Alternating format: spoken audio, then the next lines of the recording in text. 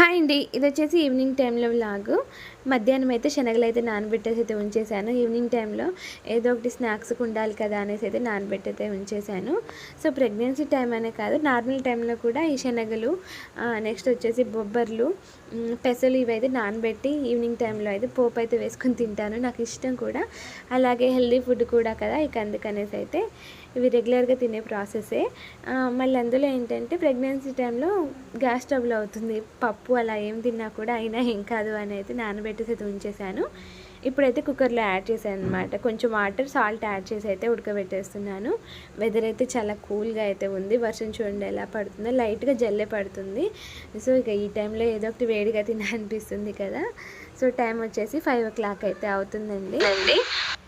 2-3 విజిల్స్లో అయితే అయిపోయిందనమాట. ఉడకబెట్టేసాను. ఇక ఏంటంటే కొంచెం వేడిగా ఉంది. చల్లారిన తర్వాత అయితే ఇక పోపు అయితే వేసుకోవాలి. సో ఎండుమిర్చి, కొంచెం ఆయిల్, వెల్లుల్లి రెబ్బలు, కరివేపాకు, జీలకర్ర ఇవైతే యాడ్ చేసేసాను. శనగలు యాడ్ చేసిన తర్వాత దాంట్లోకి ఉప్పు, కారం అయితే యాడ్ చేసేసాను.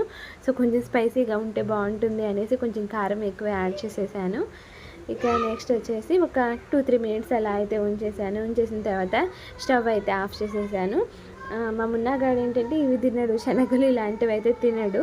ఇక వాడి కోసం అనేసి ఆల్రెడీ బనానా ఇచ్చాను. బనానా తిన్న తర్వాత ఖర్జూరం తింటున్నాడు. ఇప్పుడైతే ఆకలి అవుతుంది అంటే ఇక్కడ జామకాయ అయితే ఉంది, అది కట్ చేసి అయితే వాడికి అయితే ఇచ్చేసాను. ఇవి అంతగా ఇష్టపడాడు. సో కొంచెం కొంచెం అలవాటు చేయాలి, వాడికి కూడా హెల్దీ ఫుడ్ కదా. ఇక దాంట్లోకి ఏంటంటే ఆనియన్స్, కొత్తిమీర ఉంటే బాగుంటుంది, బట్ కొత్తిమీర అయితే లేదు. లెమన్ అయితే యాడ్ చేస్తున్నాను. సో లెమన్ యాడ్ చేస్తే ఏ ఫుడ్లోకైనా టేస్ట్ అయితే చాలా బాగుంటుందండి. అదేంటంటే గుగ్గిళ్ళల్లో, వేడి వేడి గుగ్గిళ్ళల్లో లెమన్, ఆనియన్, కొత్తిమీర యాడ్ చేసుకుని తింటే టేస్ట్ అయితే చాలా అంటే చాలా బాగుంటుంది. ఇది ఎప్పుడు రెగ్యులర్గా వీక్లో 2-3 times అయినా నేనైతే చేస్తూ ఉంటాను. సో హెల్త్కి కూడా చాలా మంచిది.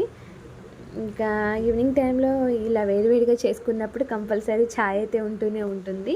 నేను ఏంటంటే 3 o'clockకి ఛాయ్ తాగేసాను. నాకు ఎందుకో ప్రెగ్నెన్సీ టైంలో టీ ఎక్కువగా తాగాలైతే అనిపిస్తుంది. ఇక అందుకనేసి అయితే ఆల్రెడీ 3 o'clock అయితే పెట్టుకొని తాగాను. మళ్ళీ ఇంకొంచెం ఉందనమాట. సో ఇప్పుడు మళ్ళీ ఫ్రెష్గా అయితే నేను ఛాయ్ అయితే ఏం ప్రిపేర్ చేయలేదు. శనగలు తినుకుంటా ఛాయ్ అయితే వేడి చేసుకొని అయితే తాగేస్తున్నాను.